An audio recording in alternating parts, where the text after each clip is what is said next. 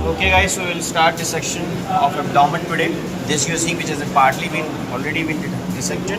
So thorax was already done, thoracotomy was done और ये thorax का सारा विसरा निकाला जा चुका है, ठीक है. तो we have done with thorax now. और head and neck का region भी देख रहे हो, ये पूरा decapitate कर दिया गया है head. तो this will be continuing along with the abdomen. कुछ लोग हेड एंड नेक रीजन करेंगे तो कुछ लोग एब्डोमेन कर रहे हैं.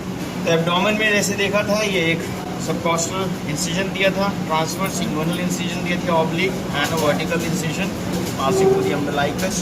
Then we had reflected the skin flaps, right. And you know in the abdomen, especially below to the umbilical plane, the superficial fascia here is in two layers. The superficial one is a fatty layer. That's a layer of camper. This camper layer has the cutaneous nerves and vessels. You can see the veins passing down here, right? So the cutaneous neurovascular plane is in this. Which layer is this? Camper. Fascia of camper. And this vein has a lot of significance. Remember, it's continuing from this region here, from the inferior epigastric vein, and it joins the lateral thoracic vein, right? So this is the inferior. What is this vein called? This is called thoracoepigastric vein. Thoracoepigastric vein has a significance. One thing, it is it breaches this watershed line. Remember the watershed line, the transumbilical plane. It's presumed that the cutaneous veins and the cutaneous lymphatics, the drainage is above the plane is draining upwards, and the veins and lymphatics from here they drain below. Normal is कि transumbilical planes के ऊपर जितनी भी veins हैं, lymphatics, they draining above and reaching to the axillary lymph nodes. Similarly, venous drainage and the lymphatic drainage below to this line, below the transumbilical plane, that drains down here into the inguinal lymph nodes. In case of lymphatics, right? So that's why we call that watershed line. This watershed line is maintained.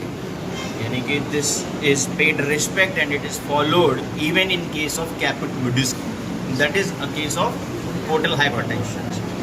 So the radiating, the radiating snake-like veins, that's why it's called medusae. So they go upwards in all the direction, radially outward, but they still follow this watershed line, the plane of watershed line. This watershed line, the plane is breached in case of superior vena cava obstruction or in case of inferior vena cava obstruction. So what will happen if there is a superior vena cava obstruction?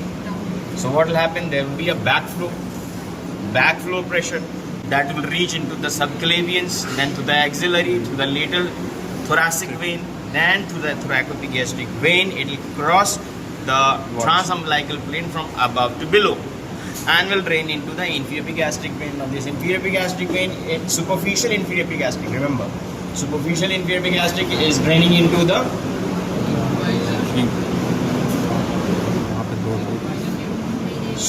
great saphenous.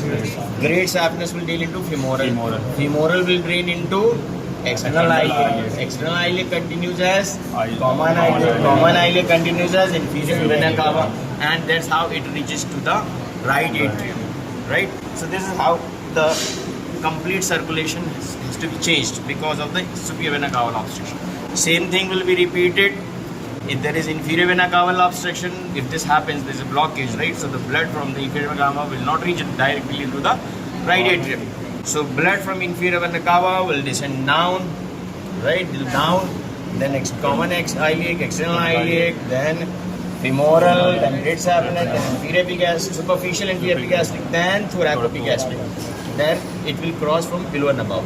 And then it will reach to the lateral thoracic vein, axillary vein, subclavian vein, brachiocephalic trunk, then superior vena cava, and then it will right. Got it now? So remember, there is a short note sometimes asked upon this blockage of superior inferior vena cava. Anyways, now after knowing the little facts about this, and this continues into the scrotum as well. The dartus, that subcutaneous muscle that is found in this layer which continues into the scrotum.